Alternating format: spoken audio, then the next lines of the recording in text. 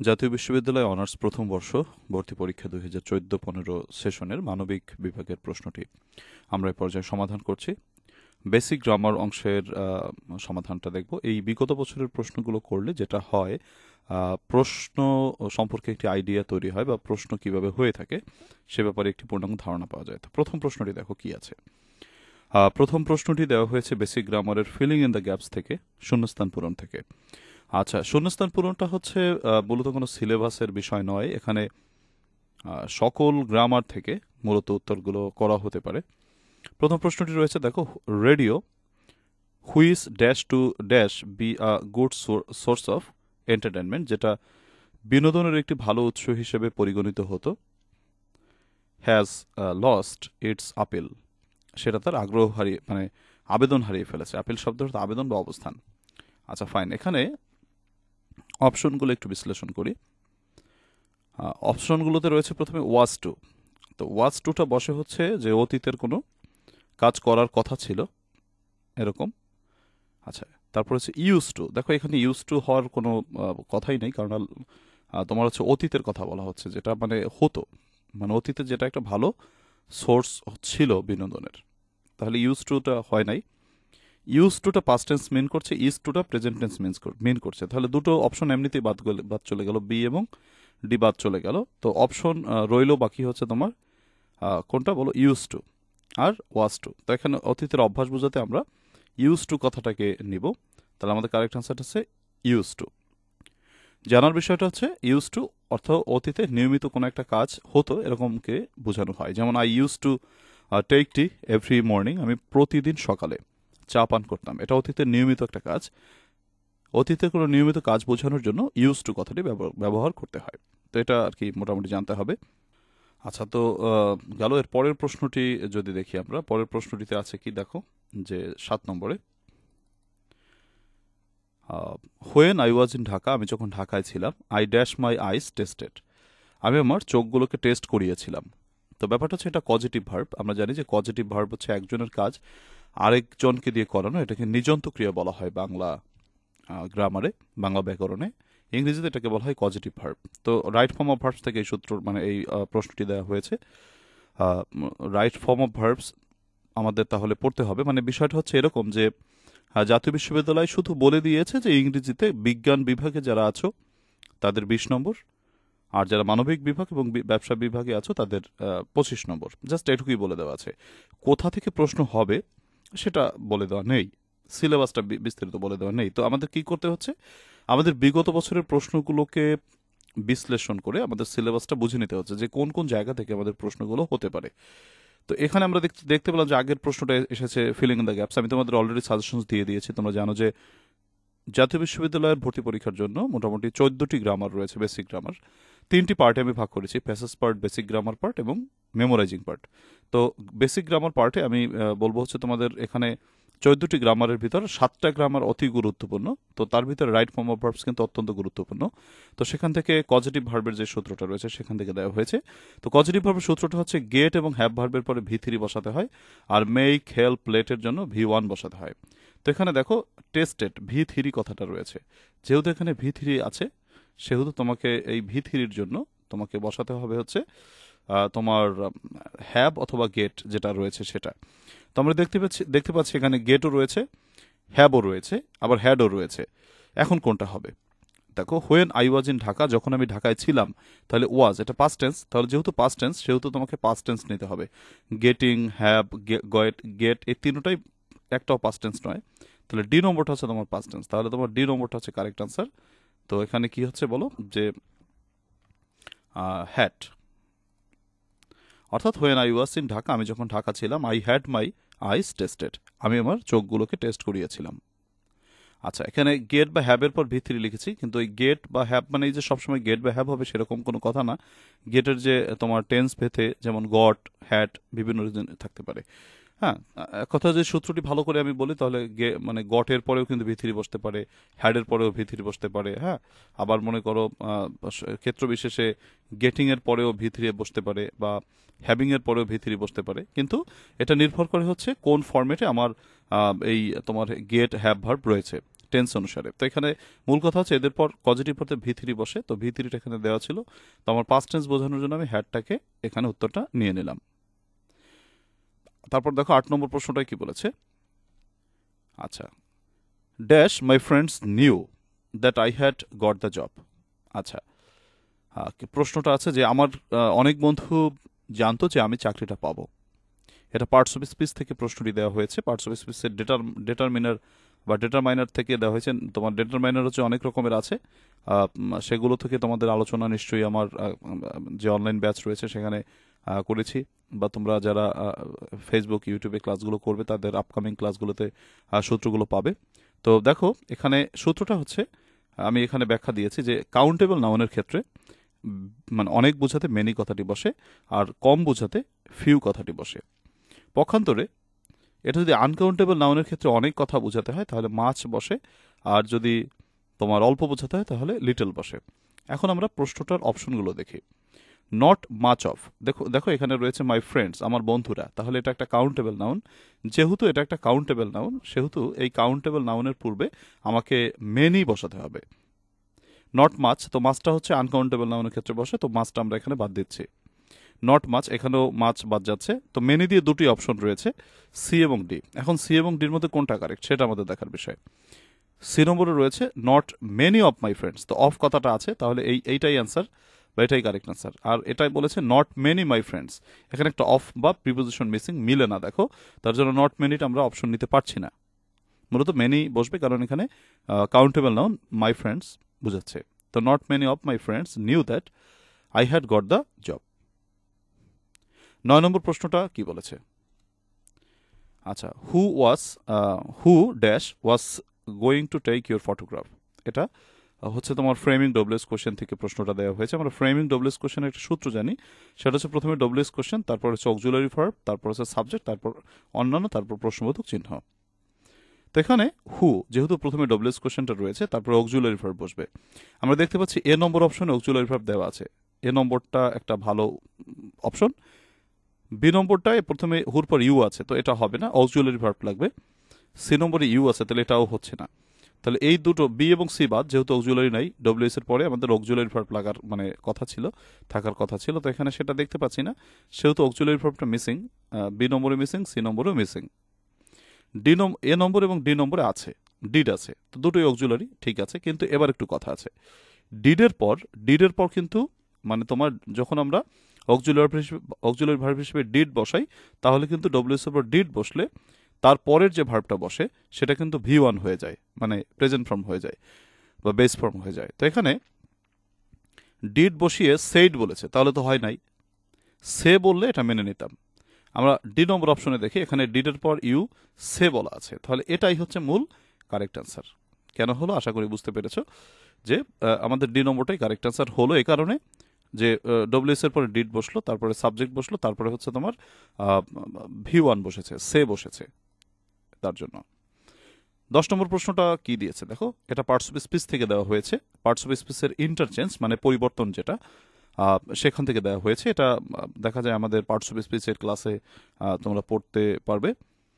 What is the noun form of compete. Compete মূলত মনে রাখবে যে এখানে আমি একটু তোমাকে যদি ব্যাখ্যা করি, সেটা হচ্ছে যখন মনে করো কোনো শব্দের শেষে যদি টি বা তোমার মনে করো টিই থাকে, টি অথবা টিই থাকে, টি অথবা টিই থাকে, তাহলে এই টি বা টির জায়গায় তুমি যদি টিআইওএন দাও তাহলে মূলত নাউন হয়ে যায়। ধরো আমি যদি বলি তোমাকে এডুকেট মানে শিক্ষা দেওয়া, এটা ভার্ব, তুমি যদি এই এডুকেটের নাউন করতে চাও তাহলে বলতে হবে এডুকেশন, মানে টিটা বাদ দিয়ে আমরা টিটা বাদ দিয়ে টিআই ওয়েন দিয়েছি। তো এমনি করে হাজার হাজার শব্দ আছে, তুমি টি বা টির জায়গায় জাস্ট টিআই ওয়েন দিলে সেটা কি হয়ে যাবে, নাউন হয়ে যাবে। যদি আমি তোমাকে আরো উদাহরণ বলি, যেমন মনে করো প্রোটেক্ট, যদি বলি প্রোটেক্ট মানে রক্ষা করা, তাহলে তুমি এখানে টিটা বাদ দিয়ে তুমি যদি প্রোটেকশন টিআই1 করে দাও তাহলে প্রোটেকশন নাউন হয়ে যাচ্ছে। অনুরূপভাবে আমি যদি তোমাকে বলি যে কমিউনিকেট, ধরো যোগাযোগ করা, তো এখানে টিইটা বাদ দিয়ে তুমি টিআইওএন করে দাও, যে টিআইওএন কমিউনিকেশন। সো যে সকল শব্দের শেষে টি বা টি রয়েছে, এই টি বা টি এর জায়গায় তোমাকে টিআইওএন দিয়ে দিয়ে মূলত কি করতে হবে, নাউন করতে হবে। তো এখানে সেরকম করে কম্পিট, দেখো টিই রয়েছে, তো কম্পিট থেকে কম্পিটিশন, এখানে আমাদেরকে অ্যান্সার নিতে হবে সি নম্বর। কম্পিট মানে প্রতিযোগিতা করা, আর এর নাউনটা হচ্ছে কম্পিটিশন, প্রতিযোগিতা। 11 নম্বর প্রশ্নটিতে কি বলেছে? 11 নম্বর প্রশ্নটা হচ্ছে মূলত কমপ্লিটিং সেন্টেন্স থেকে দেওয়া হয়েছে। তো কমপ্লিটিং সেন্টেন্সের একটা সূত্র আছে যে নো সুনার হ্যাডের পর V3 বসে, তারপর দেন বসিয়ে পাস্ট ইনডিফিনিট টেন্স বসাতে হয়। এখানে কি বলেছে? নো সুনার শূন্যস্থান dash the house than dash. তাহলে নো সুনার এর পর এখানে আমাদের সূত্র অনুসারে হ্যাড প্লাস V3 বসাইতে হবে, রাইট? আমাদেরকে এখানে হ্যাড প্লাস তোমাকে V3 বসাতে হবে। আচ্ছা, তো হ্যাড প্লাস V3 তোমাকে দিতে হবে। তো হ্যাড প্লাস V3টা কোথায় আছে দেখো, হ্যাড প্লাস V3, সাবজেক্টটা তো দিতে হবে, had plus subject plus V3, সাবজেক্টটা আগে আনতে হবে। আচ্ছা ফাইন, তো আমার had plus subject plus V3 কোথায় আছে অপশনটা দেখবো। তো এখানে এ নম্বর অপশনে দেখো কি আছে, had plus subject plus V3, তাহলে এই অপশনটা আছে, ফাইন। আর ডান পাশের অংশে পাস্ট ইনডিফিনিট টেন্স বসাতে হবে। তো ডান পাশের অংশে পাস্ট ইনডিফিনিট টেন্স বসাতে হবে। তো এখানে দেখতে পাচ্ছি ডান পাশের অংশে আছে ইট স্টার্টেড রেডিং, তো এটাও পাস্ট ইনডিফিনিট টেন্স, তাই না? তাহলে এই অপশনটাই মোটামুটি একটা সঠিক উত্তর বলে মনে হচ্ছে, যে দেখো had plus subject plus V3 আছে, আর ডান পাশের অংশে পাস্ট ইনডিফিনিট টেন্স আছে। বি নম্বরটা কারেক্ট নয়। এর কারণ হচ্ছে দেখো তোমার নো সুনের উপর হ্যাডটা নাই, হ্যাডটা এখানে মিসিং, তো বি নম্বর হতেই পারে না। সি নম্বর ডিড বলেছে, এটা হতে পারে না। ডি নম্বরে বলেছে had I left, no sooner had I left, এটুকু ঠিক আছে, বাট পরেরটা বলছে ইট ওয়াজ রেইনিং, তো এটা তো পাস্ট ইনডিফিনিট হবে, পাস্ট কন্টিনিউয়াস হবে না। সো ডি নম্বর অ্যান্সারটাও সঠিক নয়। এ নম্বর অ্যান্সারটাই সঠিক হলো, কারণ তোমার বাম পাশের অংশে had plus subject plus V3 আছে, ডান পাশে পাস্ট ইনডিফিনিট টেন্স আছে, তার মানে এ নম্বর অ্যান্সারটাই মোটামুটি মানে বেস্ট আর কি, কারেক্ট। এরপর 12 নম্বর প্রশ্নে কি বলেছে? আচ্ছা, উইল রাদার না, এটা হচ্ছে মোডাল অক্সিলারি ভার্ব থেকে, আমাদের মোডাল চ্যাপ্টার থেকে এই প্রশ্নটা দেওয়া হয়েছে। তো মোডালের ব্যাপারটা হচ্ছে উড রাদার প্লাস V1, তারপর দেন প্লাস V1 বসে। এর অর্থটা হচ্ছে বরং দুটি কাজের মধ্যে যখন পার্থক্য প্রকাশ করা হয়, যে এই কাজটির থেকে বরং ওই কাজটি ভালো, এরকম কথা মিন করার জন্য উড রাদার কথাটি বসে। যেমন আমি বরং মরে যাব তবু ভিক্ষা করব না, আই উড রাদার ডাই। ধরো এখানে কোন পার্থক্য, আমি বরং মারা যাব তবু ভিক্ষা করব না, তাই না? তো এক্ষেত্রে আমরা কি বলবো, যে I would rather die than beg, আমি বরং মারা যাব তবু ভিক্ষা করব না। তো এই যে একটা কাজ আর একটা কাজ দেনের পরে থাকবে V1, সেটাও V1 থাকবে। সো দুটি কাজের মধ্যে যখন আমরা কোনো পার্থক্য খুঁজে পাবো, তখনই আমরা এই উড রাদার কথাটা বসাই, এবং মাঝখানে দেন থাকে, এবং দুটি কাজের মধ্যে পার্থক্য থাকে। তো এখন আমরা অপশনগুলো দেখি। প্রথমটা বলা আছে আই উইল রাদার, তো উইল রাদার হবে না, উড রাদার দেখব। আমরা দেখতে পাচ্ছি যে বি এবং ডির আগে উড রাদার কথাটা আছে, উড রাদার, এখানে উড রাদার আছে। তো এখন পার্থক্যটা দেখব, দেনের পরে কি বলেছে। আমরা দেখতে পাচ্ছি বি নম্বরে দেনের পর V1 আছে, বেগ আছে, আর এটাই ব্যাগের দেনের পরে বেগিং আছে, তাহলে এটা অ্যান্সার হবে না। অ্যান্সারটা তাহলে বি নম্বর আমাদের কারেক্ট অ্যান্সার। ঠিক আছে, 13। আচ্ছা, 13 হচ্ছে রাইট ফর্ম অফ ভার্বস থেকে, কন্ডিশনাল সেন্টেন্স থেকে তোমাকে প্রশ্নটা দেওয়া হয়েছে। বলেছে if I had known how kind she was, আমি যদি জানতাম যে সে কতটা দয়ালু, তাহলে কি করতাম, আমি তার সাথে সাক্ষাৎ করতাম। দেখো থার্ড কন্ডিশনাল একটা ব্যাপার আছে, থার্ড কন্ডিশনাল ব্যাপারটা হচ্ছে হ্যাড প্লাস V3 থাকলে ডান পাশে উড হ্যাভ বা মাইট হ্যাভ প্লাস বা শুড হ্যাভ প্লাস V3 বসে। তো এখানে আমাকে কন্ডিশনটা খেয়াল করতে হবে। এখানে দেখো হ্যাড প্লাস V3 কিন্তু আছে, তাই না? হ্যাড প্লাস V3 আছে, তাহলে হ্যাড প্লাস V3 যেহেতু এখানে আছে, সেহেতু ডান পাশে তোমাকে উড হ্যাভ প্লাস V3 বসাতে হবে। এখানে মেডটা হচ্ছে V3টা দেওয়া আছে, উড হ্যাভ খুঁজে নিতে হবে। তো উড হ্যাভটা আছে বি নম্বরের অপশনে আছে, তাহলে অ্যান্সারটা আমরা পেয়ে গেলাম, যে if I had plus V3, ডান পাশে উড হ্যাভ প্লাস V3, এখানে V3 দেওয়া আছে, উড হ্যাভটা খুঁজে নিতে হচ্ছে উড হ্যাভ প্লাস V3। দেখো এই যে সূত্রটা আছে, এই সূত্রটা মিলিয়ে দেখো, এটা হচ্ছে কন্ডিশনাল সেন্টেন্সের সূত্র। তিনটা conditional, first conditional, second conditional, third conditional. আচ্ছা, এরপর 14 নম্বর প্রশ্নটা দেখি, এটা কি থেকে দিয়েছে। এটা ভয়েস চেঞ্জ থেকে দিয়েছে। তো ভয়েস চেঞ্জের থেকে প্রশ্ন হয়, তো দেখতেই পাচ্ছ তোমরা। ভয়েস চেঞ্জের যে সূত্র, সেটা হচ্ছে তোমার অবজেক্টকে কি করতে হয়, সাবজেক্ট, প্রথম কাজ অবজেক্টকে সাবজেক্ট, দ্বিতীয় কাজ হচ্ছে মোডাল থাকলে মোডাল বি, যেমন ক্যান থাকলে ক্যান বি, শাল থাকলে শাল বি, উইল থাকলে উইল বি, ইত্যাদি। তারপরে V3। প্রশ্নটা পড়ে আসো। The text book dash be dash in another course. তাহলে এখান থেকে তোমাকে অবজেক্টকে সাবজেক্ট, তো যে টেক্সট বুক অবজেক্টকে সাবজেক্ট, এটা তো বোঝাই যাচ্ছে, প্লাস হচ্ছে মোডাল বি। তাহলে এখন মোডাল ক্যান আছে, কুড আছে, ক্যান আছে, কুড আছে, ক্যান আছে। আচ্ছা, কুড ক্যান এটার কোনটা কি হবে সেটা আমরা আসলে দেখে নেব যে ডান পাশের অংশ কি আছে। বির পরে V3 বসবে, তো V3টা এখানে আমাকে বসাতে হবে। তো V3 আছে কোন অপশনে? আমরা দেখতে পাচ্ছি এ নম্বর অপশনেই শুধু V3 আছে, আর কোনোটাই দেখো ডান পাশে V3 নাই। বি দাগে, সি দাগে, ডি দাগে কোনোটাই V3 নাই। তাহলে এখানে V3 অপশন তোমার আছে এ নম্বরে। তাহলে দ্য টেক্সট বুক অবজেক্টকে সাবজেক্ট, মোডাল হচ্ছে কুড, তারপরে বি দেওয়া আছে, প্লাস V3 অ্যাডাপ্ট থেকে অ্যাডাপ্টেড ইন অ্যানাদার কোর্স। আশা করি তোমরা বুঝতে পেরেছ। তারপরে 15 নম্বর প্রশ্ন।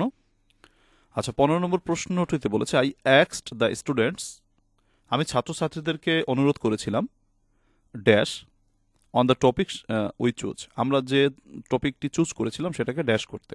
তো অ্যাক্সড ভার্বের পর সবসময় ইনফিনিটিভ বসে, এটা মুখস্থ রাখতে হয়। রাইট ফর্ম অফ ভার্বস থেকে সূত্রটি দেওয়া হয়েছে। তো অ্যাক্সড ভার্বের পরে তোমাকে ইনফিনিটিভ বসাতে হবে। তো ইনফিনিটিভটা আছে to plus verb, to comment. আচ্ছা, গেল। এরপর 16 নম্বর প্রশ্নটা দেখি। A boat journey is dash then journey by road. Then কথাটা থাকার কারণে তোমাকে নিশ্চিতভাবে বুঝতে হচ্ছে এটা কম্পারেটিভ ডিগ্রি। তো কম্পারেটিভ ডিগ্রি থেকে আমরা কোনটা নিব? সেফ পজিটিভ ডিগ্রি, এটা হবেই না। মোর সেফার, এটা হয় না। সেফার হচ্ছে কম্পারেটিভ, এই মোর কথাটা অতিরিক্ত হয়ে গেছে, সো এটা হবে না। সেফেস্ট, এটা তো সুপারলেটিভ ডিগ্রি, এটা তো হবেই না।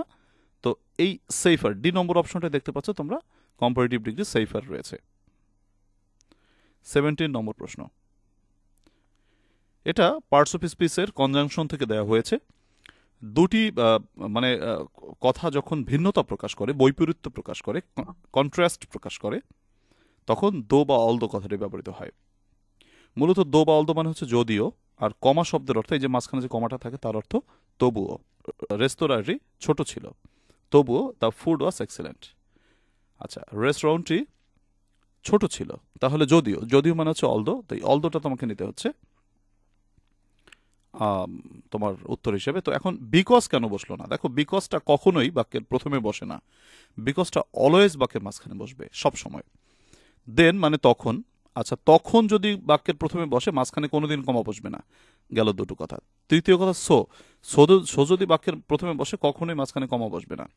কিছু কিছু কনজাংশন আছে ব্যতিক্রম, মানে বলতে প্রথমে বসলে মাঝখানে একটা কমা বসে, যেমন দো অলদো থাকলে মাঝখানে অবশ্যই কমা বসে। দো অর্থ যদিও, কমা শব্দ অর্থ তবুও।